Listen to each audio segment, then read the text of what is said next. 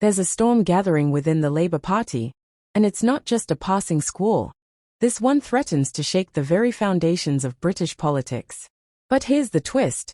The thunder isn't coming from the opposition benches or sensational tabloid headlines. It's erupting from Labour's own inner circle, threatening to expose a rift that could transform the entire national conversation on immigration and more. If you crave the real stories behind the headlines, smash that like button and subscribe now. Don't miss a moment of the drama as it unfolds. Sir Keir Starmer, the man many expected to bring unity and clarity to Labour, suddenly finds himself under fire from someone you might not expect, Labour heavyweight Alan Johnson. It's not just a routine disagreement or a polite difference of opinion. Johnson has gone on the offensive, lambasting Starmer's newest immigration proposal as dangerously misguided. Now, you might be wondering, what exactly has set off this internal explosion? Is this just another political spat? Or does it hint at deeper fractures in Labour's soul? Just days after Tony Blair, the party's former leader, sharply criticized politicians for failing to deliver on climate goals, Alan Johnson stepped up with a stinging critique of his own. He argues that Starmer's crackdown on immigration, specifically, his plan to make it harder for international graduates to stay in the UK, could devastate Britain's world-class universities. Are we really about to sacrifice our educational crown jewels just to make headlines?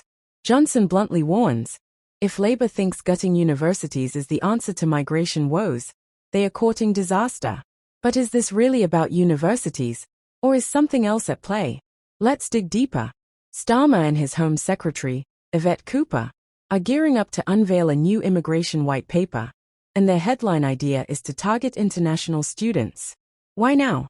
Because net migration soared to an eye-watering 900,000 last year. But here's the real question.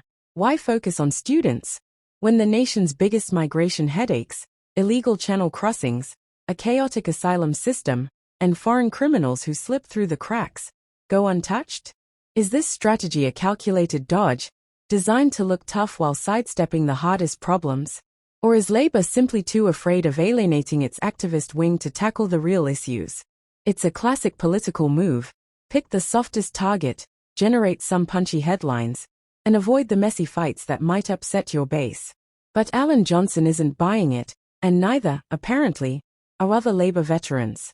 Remember, Johnson is no fringe agitator. He's a former Home Secretary and Education Secretary, a man who's seen the machinery of government up close. When he says this policy could shutter universities, it's not tabloid scaremongering. It's a warning from someone who knows the stakes. Is Labour willing to risk our global reputation just for a short-term PR win? Or is there a more principled path they are refusing to see? Yet, focusing solely on universities misses the bigger picture. The heart of the crisis is this: Britain faces a migration emergency, and Labour's leadership appears unwilling, or unable, to tackle it head-on. Channel crossings surge, the asylum system groans under the weight of dubious claims, and taxpayers foot the bill for hotels while politicians trade sound bites. Is Starmer's team truly committed to border security? Or are they just playing it safe, hoping no one notices the sleight of hand? The unrest isn't limited to immigration. Labour's ambitious net zero plans are also under fire, not just from conservative critics but from its own biggest union backers. Unite the Union, a long-standing Labour ally, has warned that without credible investment in green jobs, workers simply won't support the party's climate agenda. Tony Blair himself has sounded the alarm. If net zero means higher bills and fewer jobs, what hope is there for public backing? Are Labour's green dreams built on sand, or can they deliver the jobs and investment ordinary people demand? Even as Starmer faces mounting dissent, the government's energy policy comes under attack from all sides. Unions call the current approach madness, while conservative spokespersons gleefully point out Labour's internal contradictions. Meanwhile, Number 10 insists it stands by its energy secretary, but when pressed, refuses to guarantee his future. Is this a party with a plan, or a government scrambling to keep up appearances?